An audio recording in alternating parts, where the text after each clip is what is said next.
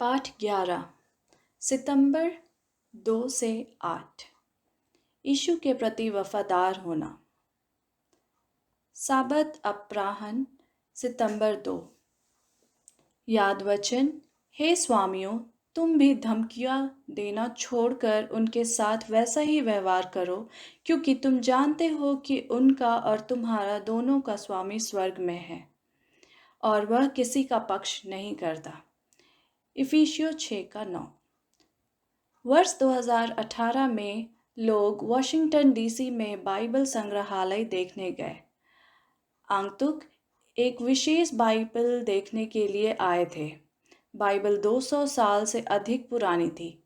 यह बाइबल 1808 ईस्वी में छपी थी। बाइबल के कई अध्याय गायब थे।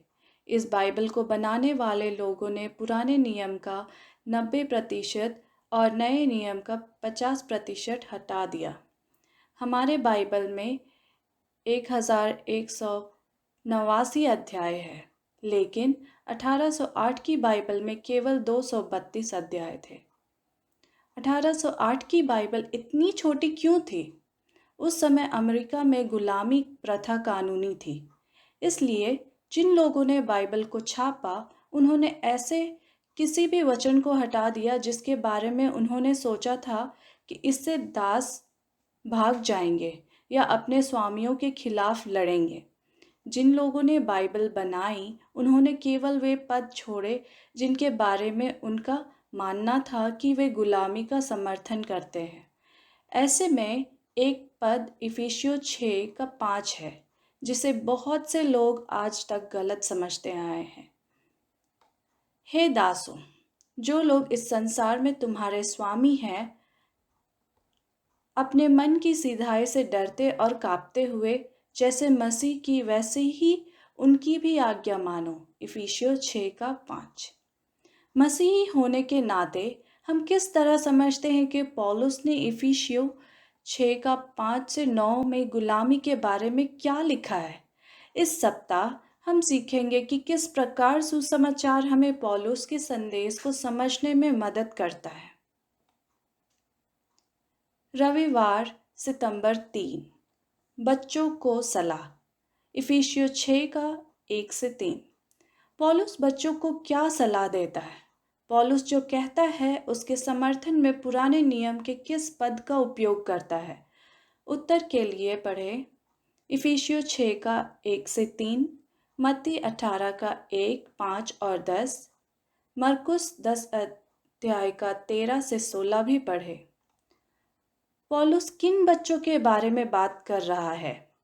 जब हम इस प्रश्न का उत्तर जान लेंगे तो हम पौलुस की सलाह को बेहतर ढंग से समझ सकेंगे।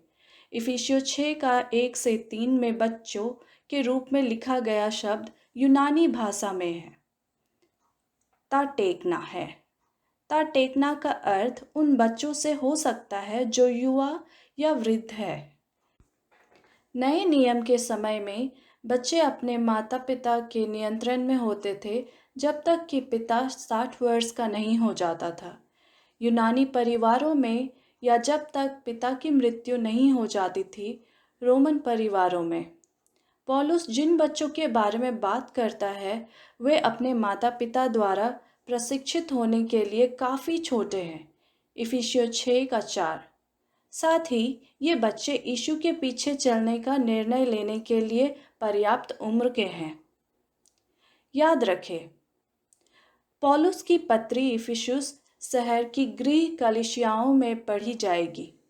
अपनी पत्री में पौलुस गृह कलीसिया में बच्चों को आज्ञा देता है कि वे अपने माता पिता की आज्ञा माने और उनका सम्मान करें। इफिसियों 5:22 की तुलना इफिसियों 6:4, 5, 7 से 9 से करें। पौलुस चाहता है कि कलीसिया के वयस्क सदस्य बच्चों को यीशु के अनुयायियों के रूप में सम्मान दे और उन्हें सबत के दिन कलीसिया में मदद करने दे। इफिसियों 6:1 से 3 में हम माता पिता होने और बच्चों को यीशु के बारे में शिक्षा देने के महत्वपूर्ण नियम सीखते हैं। बच्चों को अपने माता पिता की आज्ञा मानने की पौलुस की आज्ञा का अर्थ यह नहीं है कि बच्चों को बिना किसी प्रश्न के अपने माता पिता की आज्ञा का पालन करना चाहिए। यदि माता पिता बच्चों से कुछ ऐसा करने के लिए कहे जो यीशु की अवज्ञा करता है, तो बच्चों को परमेश्वर की आज्ञा माननी चाहिए। बच्चों को इस बात की चिंता नहीं करनी चाहिए कि यदि वे आज्ञा नहीं मानेंगे तो क्या होगा। बच्चों को चीज़ों की देखभाल करने के लिए ईश्वर पर भरोसा करना चाहिए। Ellen G White, the Adventist home priest, 293 से संकलित।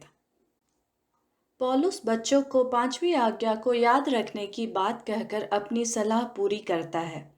पौलुस के लिए 10 आज्ञाएं बहुत महत्वपूर्ण हैं। इफिसियों 4 का 1 से लेकर 6 का 9 पढ़े, इफिसियों 4 का 25 और 28 और इफिसियों 5 का 3 से 14 भी पढ़े। पौलुस अपने उदाहरण की शुरुआत ऐसे करता है, तू अपने माता पिता का आदर करना, इफिसियों 6 का 2।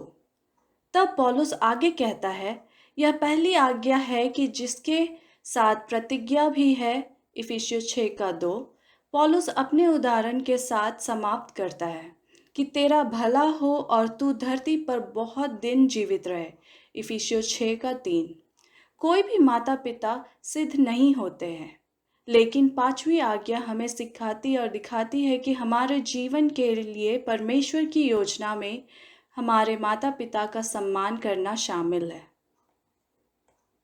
सोमवार, सितंबर 4।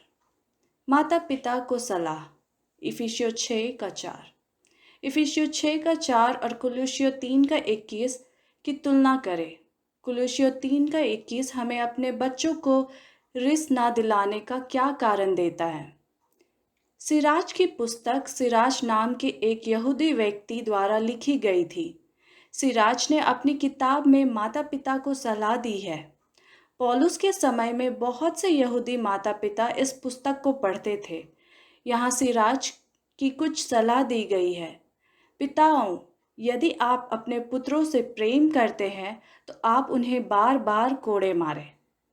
यदि आप अपने पुत्रों के प्रति बहुत अच्छे हैं तो वे आपको इसके लिए खेदित करेंगे। अपने बेटों को सजा दे और उन्हें इस जीवन में भारी बोझ उठाने दे ताकि उन्हें परेशानी से बचाया जा सके। तब आपके पुत्र अपने बुरे व्यवहार से आपको दुख ना देंगे। सिराक 30 1 9 13 से संकलित। पौलुस की सलाह सिराज की सलाह से बहुत अलग है। पौलुस चेतावनी देता है, हे बच्चे वालों, अपने बच्चों को रिश्त ना दिलाओ, परंतु प्रभु की शिक्षा और चेतावनी देते हुए उनका पालन पोषण करो, इफिसियों 6 का 3। पौलुस के दिनों में पिता का अपने बच्चों का पूरा कानूनी नियंत्रण होता था। बच्चे उनके माता पिता के संपत्ति थे। पिता अपने बच्चों को कड़ी सजा दे सकता था या उनकी अवज्ञा करने पर उन्हें मार भी सकते थे। कुछ मायनों में एक पिता का अपने बच्चों पर एक स्वामी के अपने दास से अधिक नियंत्रण था। इसका अर्थ यह नहीं है कि पौलुस कह रहा है कि दास रखना ठीक है। पौलुस परिवार के सदस्यों को बेहतर विश्वास और प्रेम से बने रहने में मदद कर रहा है। पौलुस मसीही पिताओं को सतर्कतापूर्वक सोचने के लिए आमंत्रित करता है कि वे अपने बच्चों को कैसे दंडित करते हैं। यदि पिता अपने बच्चों को रीस दिलाते हैं तो बच्चे शायद परमेश्वर की सेवा नहीं करना चाहेंगे। ऐसे में अभिभावकों को सावधान रहने की ज़रूरत है। माता पिताओं, घर में आपको परमेश्वर का प्रेम दिखाना चाहिए। आपको अपने बच्चों से आपकी बात मानने के लिए कहना चाहिए, लेकिन अपनी बात मानने के लिए उन पर ना चिल्लाएं। अपने शब्दों को प्यार और दयालु पूर्वक पेश करें। अपने घर में सबके साथ अच्छा व्यवहार करें। कोई भी ऐसा शब्द ना बोले जिससे किसी को गुस्सा आए। हे पिताओं, अपने बच्चों को रीस ना दिलाओ, इफिसियों 6 का 4। यह आदेश परमेश्वर की ओर से आता है। परमेश्वर माता पिता को अपने बच्चों को घटिया और अपशब्दों से दंडित करने की अनुमति नहीं देता है। परमेश्वर नहीं चाहता कि जब माता पिता अपने बच्चों की अवज्ञा करते हैं तो उनके साथ कठोर व्यवहार करें। माता पिता और सरकारी नेताओं के हृदयों में परमेश्वर का प्रेम अवश्य भरा हुआ होना चाहिए। जब माता पिता और नेता परमेश्वर की व्यवस्था के बारे में उनकी बच्चों की देखभाल करने वालों को सिखा सकते हैं। Elon G white, child guidance, page 259 से संकलित। मंगलवार सितंबर 5, पौलुस के दिनों में गुलामी। इफिसियों 6 का 5 से 9। दासों और दास स्वामियों के लिए पौलुस की सलाह पढ़े।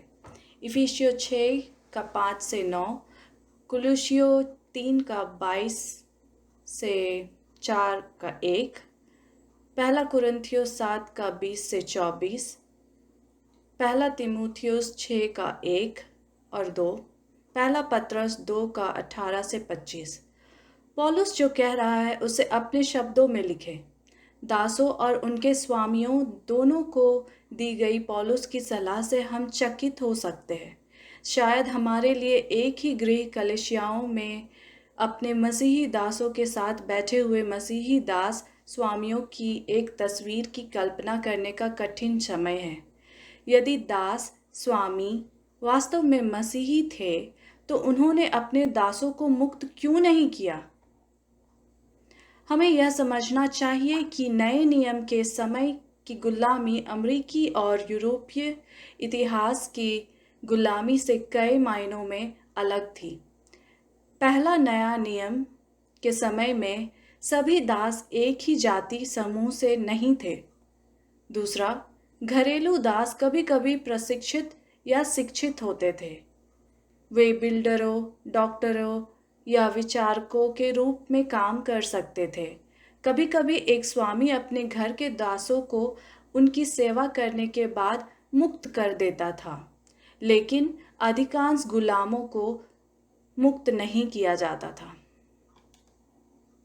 हाँ, नए नियम में गुलामी 1800 के दशक की गुलामी से कुछ मायनों में अलग थी, लेकिन कोई गुलामी कभी भी अच्छी नहीं होती। सारी गुलामी बुराई ही होती है। किसी को गुलाम बनने का किसी के पास कोई बहाना नहीं है। हम आभारी हो सकते हैं कि परमेश्वर दास स्वामियों का न्याय और दंड अपनी व्यवस्था के अनुसार करेगा। पूर्व गुलाम पब्लियस साइरस की पुकार हमारे दिलों को तोड़ देती है। मैं मरना चाहता था ताकि कोई मुझे चोट ना पहुंचाए, क्योंकि मैं एक गुलाम था, इसलिए मृत्यु इतनी सुंदर लगती है। इफिसियों 6 का 5 से 8 में दास के लिए यूनानी शब्द डूलोस है। कुछ बाइबल विचारक आज इस शब्द को गुलाम से नौकर में बदलना चाहते हैं, यह दिखाने के लिए कि घर के नौकर अक्सर शिक्षित होते थे और बाद में मुक्त हो जाते थे। लेकिन हमें यह याद रखना चाहिए कि घरेलू नौकरों सहित सभी दास अपने स्वामियों के थे। उनके आकाओं का उन पर पूरा नियंत्रण था और वे उन्हें किसी भी समय दंड दे सकते थे। इसलिए इफिसियों 6 का 5 से 8 में डूलोस लिखने का सबसे अच्छा तरीका दास है। दास सबसे अच्छा शब्द है क्योंकि यह हमें दिखाता है कि ये स्त्री और पुरुष हर समय खतरे में रहते थे। इफिसियों 6 का 9। पौलुस के समय में गुलामी जीवन का हिस्सा थी। उनकी सलाह इस बारे में नहीं है कि गुलामी को कैसे ख़त्म किया जाए। उनकी सलाह इस बारे में है कि दास और स्वामी दोनों किस प्रकार यीशु में एक नया जीवन जी सकते हैं। बुधवार सितंबर 6, दास जो यीशु के हैं। इफिसियों 6 का 5 से 8। पौलुस मसीही दासों से क्या करने को कहता है? पढ़े इफिसियों 6 का 5 से 8।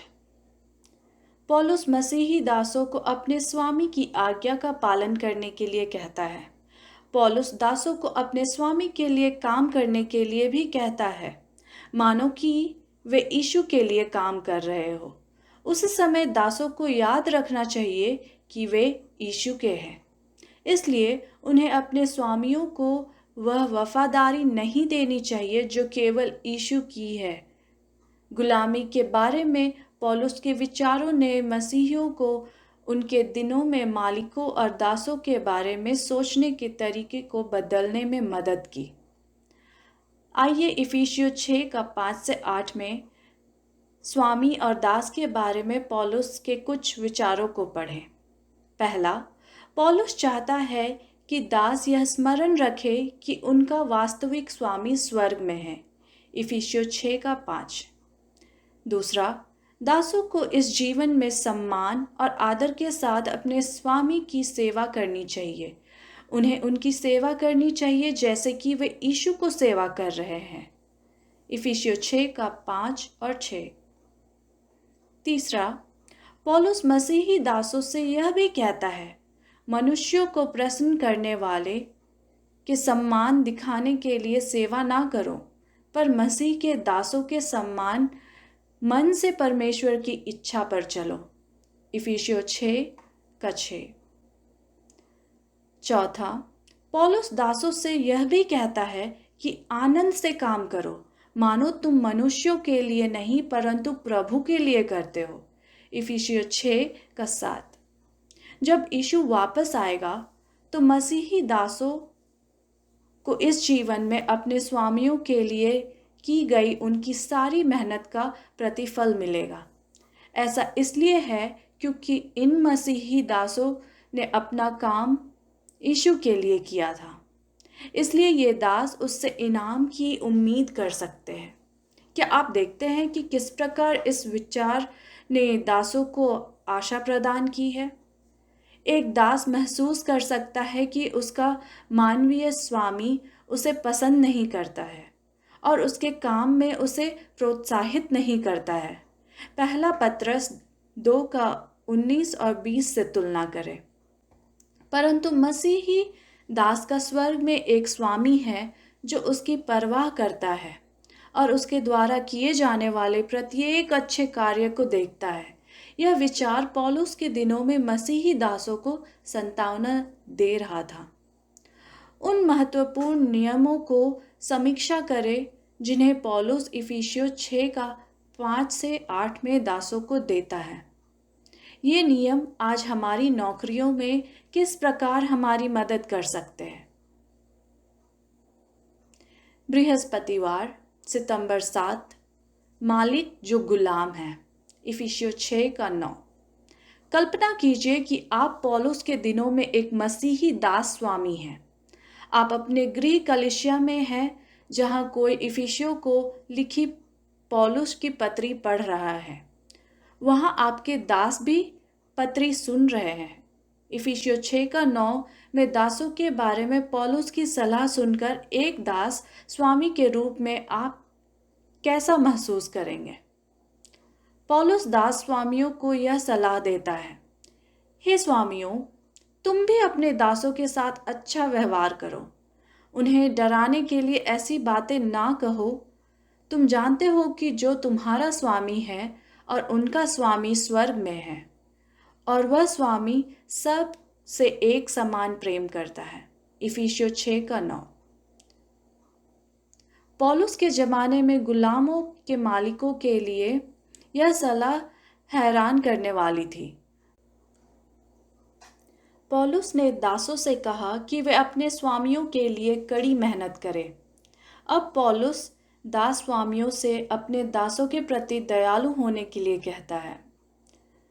पौलुस दास स्वामियों से कहता है कि वे अपने दासों के साथ बुरा व्यवहार ना करें और उन्हें चोट पहुंचाए। नए नियम के समय में स्वामी अपने दासों को कई प्रकार के दंड देते थे। पहला पत्रस 2 का 20। इनमें से कुछ दंडों में पिटाई करना, बेचना, भूखा मरना, गुलामों को जंजीरों में जकड़ना, उन्हें यौन संबंध बनाने के लिए मजबूर करना और उन्हें मारना शामिल था। पौलुस दास स्वामियों को उनके व्यवहार को बदलने के लिए 2 कारण बताते हैं। पहला, मसीही होने के नाते गुलाम मालिक भी है, गुलाम होते हैं। वे यीशु के दास हैं, इसलिए यीशु दास और दास स्वामी दोनों का स्वामी है। कुलुस्सियों 4 का 1 की तुलना करें। दूसरा, परमेश्वर सबका न्याय करता है। हमारे न्यायाधीश के रूप में परमेश्वर निष्पक्ष है। वह एक व्यक्ति को उससे अधिक एहसान नहीं दिखाता जितना वह दूसरे व्यक्ति को दिखाता है। परमेश्वर सबका सम्मान आदर करता है। परमेश्वर की दृष्टि में दास का मूल्य दास के स्वामी के बराबर है। परमेश्वर दोनों को एक जैसा प्यार भी करता है, इसलिए दास स्वामियों को दासों को वही प्रेम और आदर दिखाना चाहिए जो परमेश्वर उन्हें दिखाते हैं। फिलेमोन 15:16 की तुलना करें। इफिसियों में पौलुस के संदेश ने मसीही दासों के हृदयों को आशा से भर दिया। मसीही गुलाम थे। पहला, परमेश्वर के पुत्रों के रूप में गोद लिए गए, इफिसियों 1 का 5। दूसरा, यीशु द्वारा बचाया गया, इफिसियों 1 का 7। तीसरा, परमेश्वर के द्वारा चुना हुआ और आशीष दी हुई, इफिसियों 3 का 6। चौथा, स्वर्ग में परमेश्वर के परिवार का हिस्सा, इफिसियों 2 का 19। पांचवा, परमेश्वर की कलीसिया के महत्वपूर्ण सदस्य, इफिसियों 3 का 6। शुक्रवार, सितंबर 8। अतिरिक्त विचार। आइए इस सप्ताह सीखे गए बच्चों के बारे में 2 सबसे महत्वपूर्ण बाइबल सच्चाइयों की समीक्षा करें। पौलुस ने हमें सिखाया कि पहला, हमें यीशु के अनुयायियों के रूप में बच्चों का सम्मान करना चाहिए, इफिसियों 6 का 1 से 3। दूसरा, पिता अपने बच्चों को प्रभु की सेवा करने के लिए सिखाने और प्रशिक्षित करने के लिए जिम्मेदार है, इफिसियों 6 का 4। यह सलाह हमें आज के बच्चों की ज़रूरतों को याद रखने में मदद करती है। पौलुस की सलाह हमें माता पिता के रूप में अपने कर्तव्य को समझने में भी मदद करती है। परंतु आज हम दासों, इफिसियों 6 का 5 से 8 और दास स्वामियों, इफिसियों 6 का 9 को पौलुस की सलाह का पालन कैसे करना चाहिए। हम में से बहुत से ऐसे देश में नहीं रहते जहां दासता कानूनी है। मसीहियों के रूप में हम यह भी जानते हैं कि किसी भी प्रकार की गुलामी बुराई है। तो हम पौलुस की सलाह का क्या करें? पौलुस की सलाह यीशु के बारे में खुशखबरी का हिस्सा है। खुशखबरी केवल अच्छी नहीं है, अच्छी खबर वह खबर भी है जिसकी हमें अभी अपने जीवन में सबसे ज़्यादा ज़रूरत है। हमारे लिए यह सोचना महत्वपूर्ण है कि हम अपने समय और स्थान पर पौलुस की सलाह का पालन कैसे करें। खुशखबरी परिवारों, दोस्तों और सहकर्मियों के साथ हमारे सभी संबंधों में हमारी मदद कर सकती है। नीचे दिए गए चर्चागत प्रश्न इस महत्वपूर्ण कार्य को करने में हमारी मदद करेंगे। चर्चागत प्रश्न। पहला, यीशु ने कहा कि जब हम बच्चों के लिए प्यार दिखाते हैं तो हम दिखाते हैं कि हम प्रभु से मिलने के लिए तैयार हैं। पढ़े लूका 1 का 17, मलाकी 4 का 6।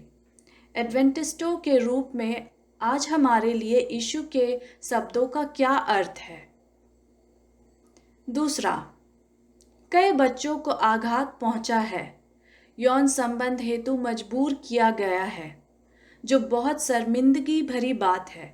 इन बच्चों के प्रति हमारा क्या कर्तव्य है? हम उनकी मदद कैसे कर सकते हैं? तीसरा, कलीसिया को बच्चों की रक्षा और देखभाल करने का क्या कर्तव्य है? बच्चों को सुरक्षित रखने और हमारे कलिसियाओं को हमारे बच्चों के लिए सुरक्षित स्थान बनाने के लिए हमें क्या करने की आवश्यकता है?